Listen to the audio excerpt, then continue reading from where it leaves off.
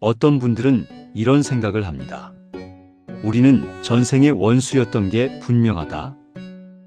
내 업보가 확실하다. 사랑해서 결혼했습니다. 평생을 함께하겠다고 손을 맞잡았습니다.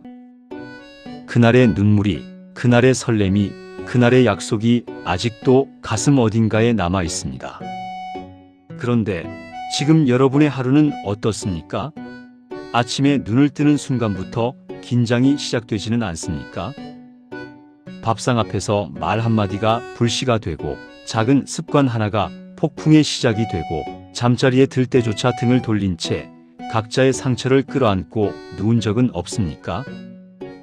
사랑해서 결혼한 두 사람이 어째서 매일같이 서로를 가장 깊이 찌르는 존재가 되어버린 걸까요? 부처님께서 이 문제의 답을 말씀하셨습니다. 그 답은 놀랍도록 단순하지만 듣는 순간 가슴이 뜨끔할 만큼 정확합니다. 왜 우리는 매일 싸우는가? 부부싸움을 겪어보지 않은 사람은 없을 것입니다.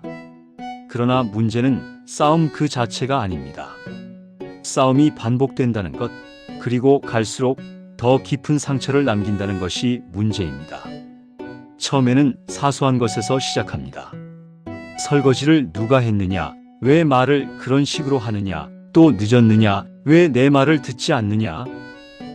그런데 어느 순간 싸움은 오늘의 일을 훌쩍 넘어 3년 전의 기억, 5년 전의 서운함, 결혼 전의 이야기까지 거슬러 올라갑니다.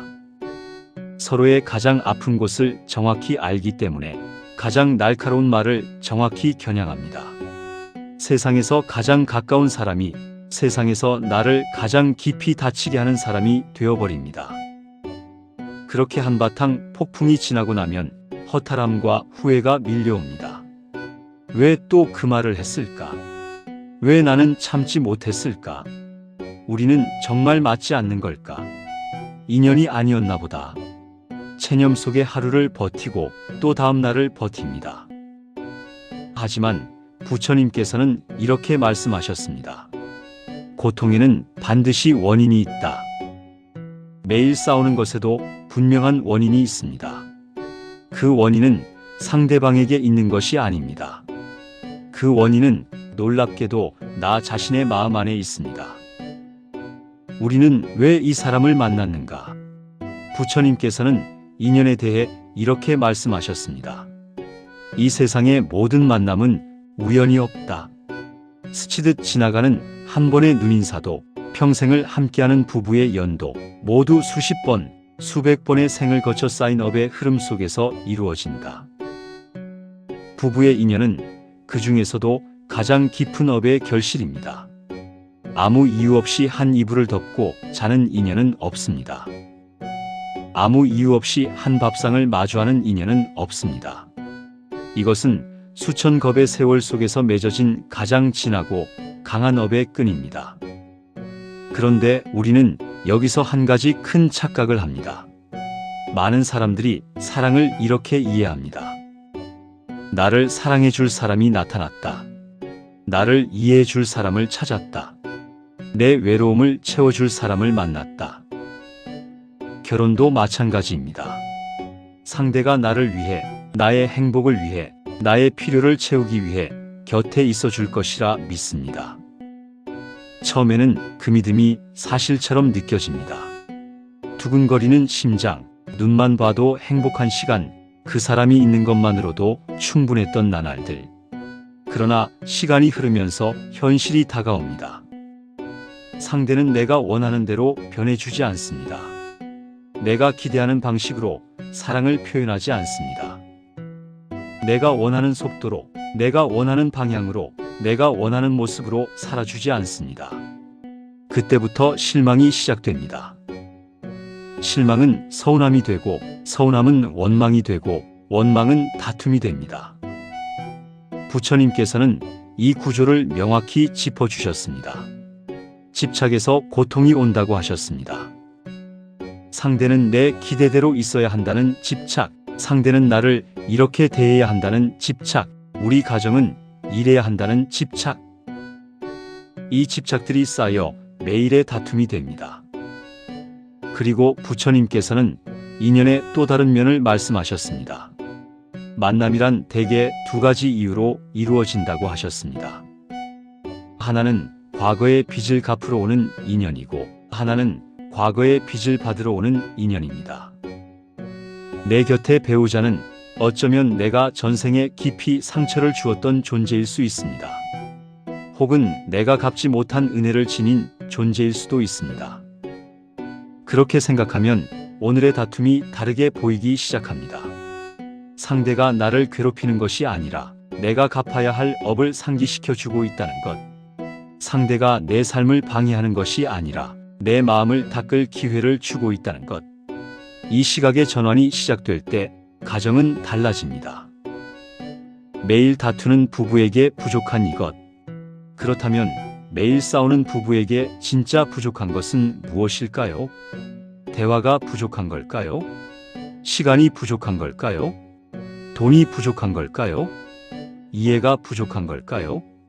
이것들도 물론 중요합니다. 하지만 부처님께서 짚어주신 가장 근본적인 원인은 따로 있습니다. 그것은 바로 하심입니다. 마음을 낮추는 것, 나를 낮추는 것, 내 고집을, 내 판단을, 내 옳음을 잠시 내려놓는 것. 이것이 바로 매일 다투는 부부에게 가장 부족한 이것입니다. 부처님께서 이렇게 말씀하셨습니다. 나라는 상이 강할수록 다툼은 깊어지고 고통은 커진다. 아상이란 무엇입니까? 내가 옳다는 확신입니다. 내 방식이 맞다는 고집입니다. 상대가 나에게 맞춰야 한다는 오만입니다. 이 아상이 높을수록 다툼의 불씨는 조금만 건드려도 활활 타오릅니다. 생각해 보십시오. 부부싸움이 벌어질 때 남편은 자신이 맞다고 생각하고 아내도 자신이 맞다고 생각합니다. 그러니 싸움이 끝나지 않는 것입니다. 양쪽 모두 이기려 하기 때문에 아무도 이길 수 없는 싸움이 반복되는 것입니다. 하심이란 내가 틀렸다고 항복하는 것이 아닙니다. 상대에게 무조건 굴복하라는 것도 아닙니다. 하심이란 나의 관점이 전부가 아닐 수 있다는 가능성을 여는 것입니다. 저 사람도 나름의 이유와 아픔이 있겠구나를 인정하는 것입니다. 내가 보지 못하는 부분이 있을 수 있다는 겸손입니다. 이 작은 틈이 열릴 때 다툼의 불꽃은 비로소 잦아듭니다. 부처님께서는 이런 비유를 드셨습니다. 두 개의 뾰족한 칼날이 마주하면 어떻게 됩니까? 서로를 긁고 베고 결국 둘 다 상처를 입습니다. 그러나 한쪽이 부드러운 천이 된다면 어떻습니까? 칼날에 천이 감기며 오히려 스스로 힘을 잃고 맙니다. 부부 관계도 마찬가지입니다. 두 사람 모두 나를 세우면 서로가 찢기고 맙니다. 그러나 한 사람이 먼저 마음을 낮출 때 싸움은 더 이상 잘할 곳을 잃습니다. 어떻게 마음을 낮출 것인가? 그렇다면 하심은 어떻게 실천하는 것일까요? 부처님의 가르침에서 몇 가지 구체적인 지혜를 찾을 수 있습니다. 첫 번째는 잠깐 멈추는 것입니다. 다툼의 가장 큰 특징은 반응이 너무 빠르다는 것입니다. 상대의 말 한마디가 끝나기도 전에 이미 나의 반격이 준비되어 있습니다. 생각하기 전에 말이 튀어나오고 감정이 이성을 앞서 달려갑니다. 그 순간 딱 3번만 숨을 고르십시오. 숨을 들이쉬고 내쉬고 또 한 번 들이쉬십시오.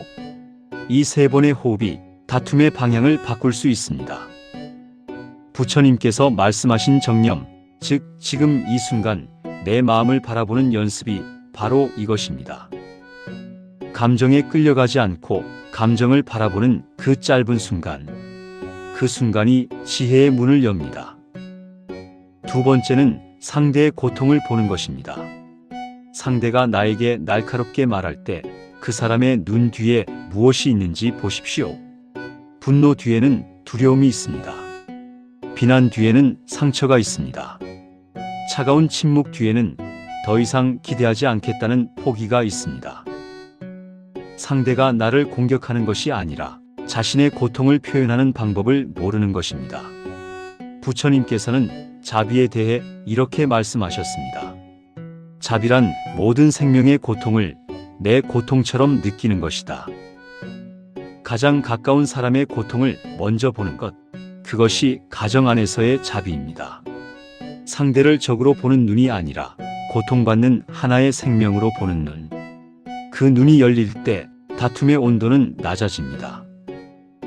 세 번째는 먼저 말하지 않는 것입니다. 부처님께서는 올바른 언어, 즉 정어에 대해 말씀하셨습니다. 말은 한 번 뱉으면 담을 수 없습니다.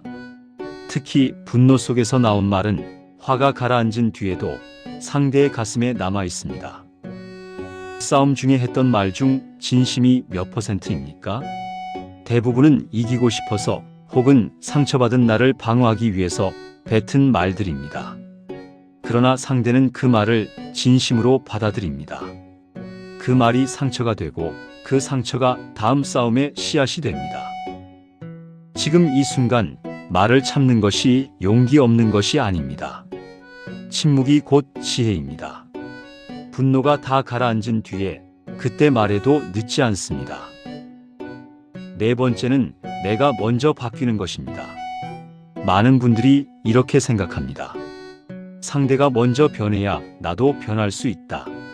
상대가 먼저 사과해야 나도 용서할 수 있다. 상대가 먼저 노력해야 나도 노력할 수 있다.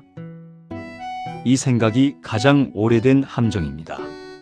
두 사람 모두 같은 생각을 하고 있다면 두 사람 모두 영원히 기다리는 것입니다. 누구도 먼저 움직이지 않으니 아무것도 바뀌지 않는 것입니다. 부처님께서는 말씀하셨습니다. 세상을 바꾸려 하기 전에 먼저 나 자신을 바꾸라. 가정도 마찬가지입니다. 상대를 바꾸려 하기 전에 내가 먼저 한 걸음 낮추는 것. 그 한 걸음이 가정 전체의 기운을 바꿉니다. 용서와 자비 원한을 녹이는 유일한 열쇠.